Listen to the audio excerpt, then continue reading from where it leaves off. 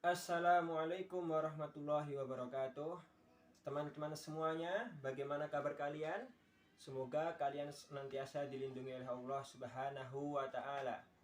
Teman-teman, izinkan kami dari kelompok 4, yaitu beranggotakan saya sendiri Abdullah Hasan At-Taufiqi, kemudian Pak Sunarwan dan rekan saya Mas Izul akan mempresentasikan makalah kami yang berkaitan dengan makhluk hidup dan pertumbuhannya, juga tentang lingkungannya. Nah, kami di sini akan mempresentasikan tentang makhluk hidup. Apa itu makhluk hidup? Makhluk hidup adalah makhluk yang tumbuh, bergerak, dan berkembang biak, baik itu dari hewan, tumbuhan, ataupun manusia sendiri. Mulai dari bunga mawar, kelinci, dan hewan-hewan yang lain, juga manusia sendiri. Nah, makhluk hidup adalah makhluk yang memerlukan atau memiliki ciri-ciri fisiologis dalam pertumbuhannya, yaitu memerlukan makan dan minum, kemudian berkembang biak, bergerak, tumbuh, bernafas, kemudian mengeluarkan zat sisa ekskresi, memerlukan adaptasi, dan lain-lain. Sedangkan makhluk tidak hidup adalah makhluk atau benda-benda yang tidak memiliki ciri-ciri fisiologis seperti yang saya sebutkan tadi. Nah, ciri-ciri makhluk hidup yang pertama yaitu 1. Memerlukan makan dan minum. Seluruh makhluk hidup, baik itu tumbuhan, hewan, dan manusia, memerlukan makan dan minum. Manusia dan hewan memerlukan makan dan minum sangat bergantung pada makhluk-makhluk di sekitarnya.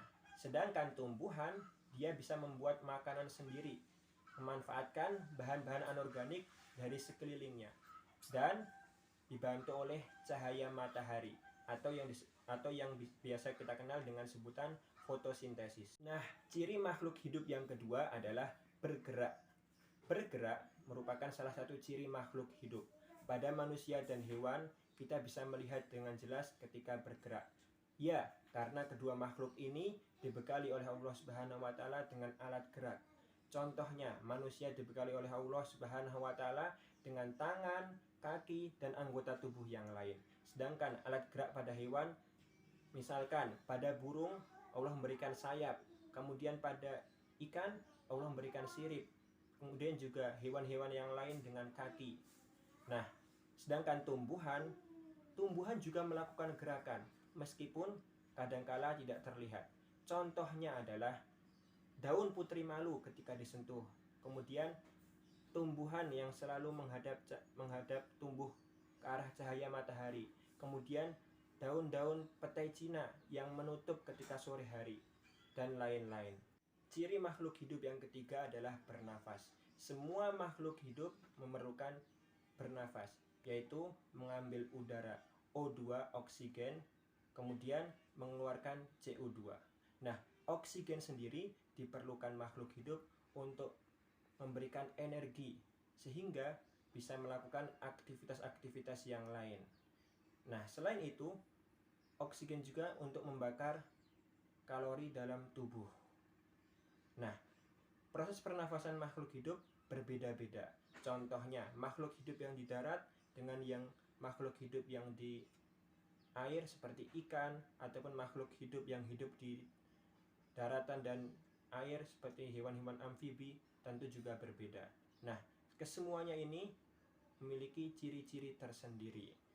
Nah, seperti manusia bernafas dengan paru-paru, kemudian ikan bernafas dengan insang, dan lain-lain.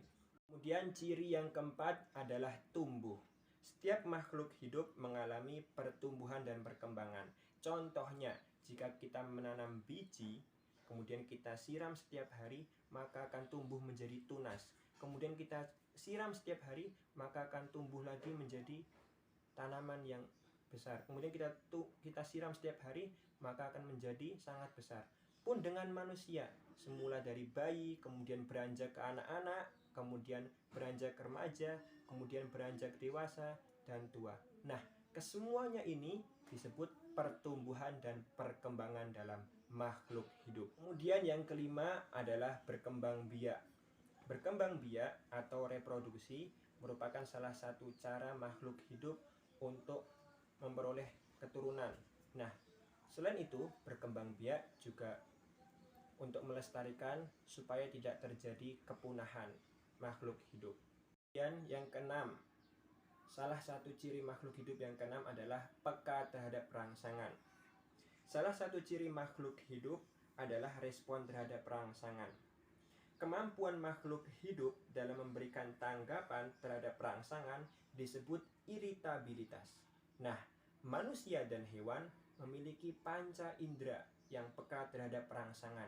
Di antaranya adalah mata yang peka terhadap cahaya, kemudian telinga peka terhadap rangsangan suara, kemudian hidung peka terhadap rangsangan bau, kemudian kulit peka terhadap rangsangan dari apa-apa yang di sekitarnya. Kemudian yang terakhir yaitu kemudian lidah yang peka terhadap rangsangan manis, asam, pahit, dan lain-lain. Kemudian ciri makhluk hidup yang lain berikutnya adalah mengeluarkan zat sisa. Semua makhluk hidup mengeluarkan zat sisa, yaitu berdasarkan hasil proses metabolisme yang terdapat dalam tubuh. Nah, zat-zat sisa ini harus kita keluarkan, karena kalau tidak dia akan menjadi racun. Contohnya, paru-paru mengeluarkan CO2, kemudian ginjal mengeluarkan urin, kemudian kulit mengeluarkan keringat. Nah, proses pengeluaran ini disebut mengeluarkan zat sisa atau excrete. Nah, berikutnya yang terakhir adalah memerlukan suhu tertentu dan proses adaptasi. Semua makhluk hidup memerlukan proses adaptasi yang baru terhadap lingkungan sekitarnya, karena lingkungan yang baru sangat menentukan kedepannya dalam pertumbuhan makhluk hidup tersebut, baik itu tumbuhan, hewan, maupun manusia. Jadi, dari keseluruhan ciri-ciri tersebut merupakan hal-hal yang harus kita pelajari sebagaimana ketika kita akan mengajarkan kepada peserta didik. Nah, dalam konsep dasar IPA, hal-hal tersebut harus kita pelajari sebagai bekal supaya nanti kita bisa menyampaikan kepada peserta didik. Nah, untuk penjelasan yang lain insya Allah akan disampaikan oleh rekan saya Bapak Sunarwan dan Mas Izul. Oke, sekian dulu. Assalamualaikum warahmatullahi wabarakatuh.